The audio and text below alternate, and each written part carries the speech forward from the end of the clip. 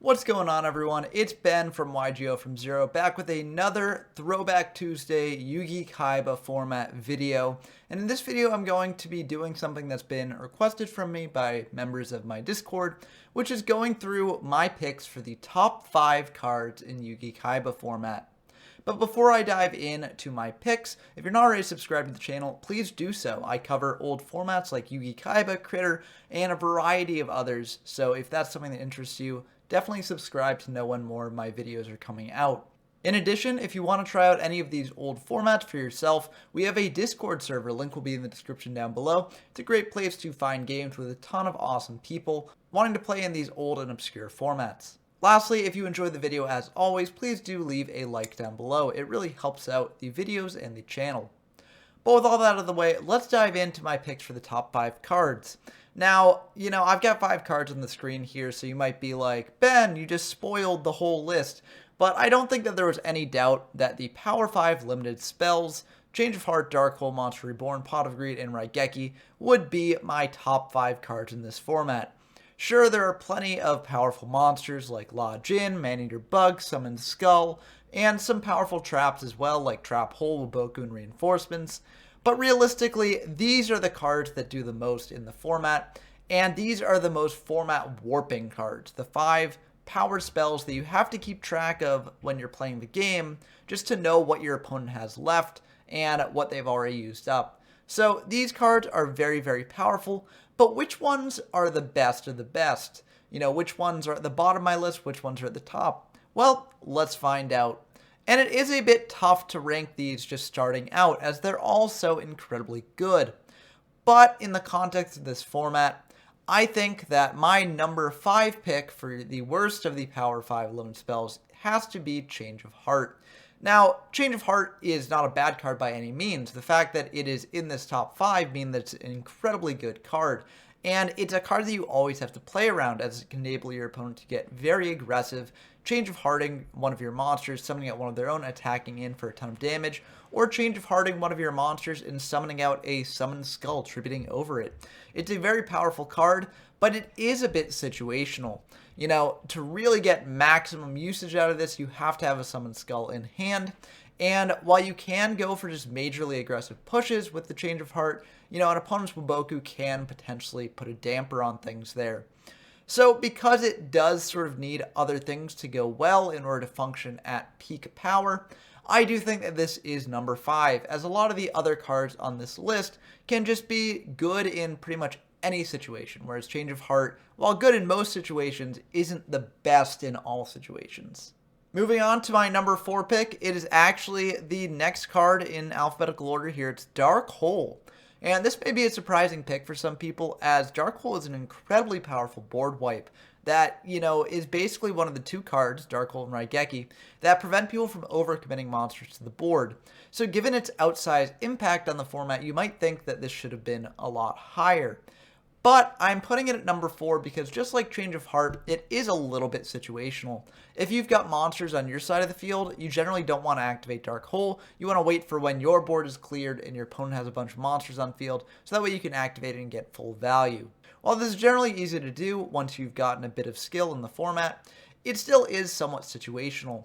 And so that's why I'm putting it at number 4. Still a very, very powerful card, just like Change of Heart. Incredibly strong, just being able to clear away your opponent's resources.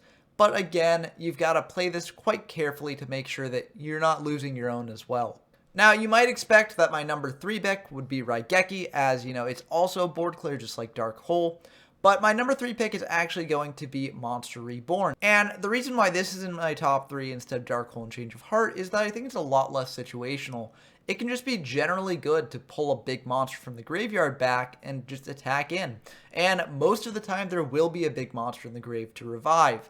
Now, of course, it's best to bring back something like a Summoned Skull with this, as that does have the most attack, and a monster that does see play in this format. But even if you don't bring back the Summoned Skull and bring back something like a Login instead, you're generally using this at a time when it would be majorly impactful for you to do so, and you can just use it whenever. So I think that this is very good. I mean, I guess there are situations where there are no monsters in the graveyard to revive, But honestly, in those cases, you don't really want to use this card anyways. So I think that this card is not that situational. It's just a generically powerful card for pretty much all situations. And it's very, very flexible in the many things that it can do. So that's why it's my number 3 pick.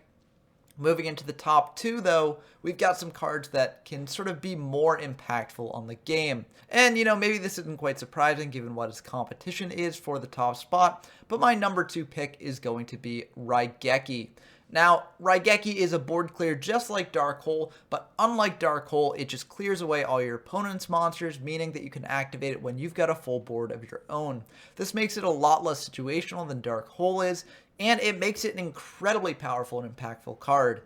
I mentioned earlier when discussing Dark Hole that the existence of Dark Hole and Rygecki make it so that you can never really overcommit too much until your opponent's used up both of them, and just having that sort of gameplay warping effect on the format is very powerful and is the reason why I think Rygecki deserves to be up at the top of this list. However, it doesn't take the top spot not because of any fault of its own, but more because the top card on this list is just so powerful, and that card is, of course, Pot of Greed. Now, Pot of Greed may seem like the most underwhelming of the Power 5 if you're just talking about what it actually does on board, because all it does is draw you 2 cards. However, in this format and in any format following, this is actually insanely powerful, as it gets you 1 additional resource. Yugi-Kaiba is very much a resource game, and just having an additional resource over your opponent can pay major dividends over the course of the game. And in addition, unlike some of the other cards in this list, this card isn't situational at all. You basically can activate it whenever you draw it and just get great value off of it. Now, there are situations where you're fine with what you've got in hand and you don't want your opponent to know that you're actually up a resource, so you could set this with a bluff or something. But realistically, you're just going to use this whenever you have it, and it's good in pretty much every situation that you're in. While it may not, clear your opponent's entire board or get a powerful monster back from the graveyard, it can potentially be just as impactful if you play your cards right. In Yugi-Kaiba, there are no sort of ways to search out cards from the deck, and so Pot of Greed is really the only way to dig deeper into your deck. I mean, I guess outside of card destruction, as card destruction can also dig you deeper in your deck, but card destruction costs you resources where Pot of Greed gains you resources. So Pot of Greed is incredibly good, widely regarded to be one of the best cards in Yu-Gi-Oh! Period. And I'd have to agree, and it's definitely the best card in this format, in my opinion. But what do you all think? Do you think I'm overrating Pot of Greed, or do you think that something like Rygecki or Monster Reborn or something like that should actually take the top spot? Let me know down in the comments below. Also, let me know if you think that, this list shouldn't have just been all the Power 5. Do you think that, Login is powerful enough in this format to make the top 5 cut? Or do you think a more out there choice like Ultimate Offering is actually worth consideration here? Let me know down in the comments below, and also let me know how you like this format of video. This is very much a new thing. As I said, I'm making this video at the request of a Discord user in my Discord server, because I thought they had a really good idea with doing this sort of thing. And if people like this sort of content, then I can definitely make more for all the other various formats that I've covered. But I need your feedback to decide whether that is what I'm actually going to do. So definitely let me know down in the comments below, or hop by my Discord server and tell me there. But I hope you enjoyed this video as always. And until next time, I've been Ben from YGO from Zero, and I'm signing off.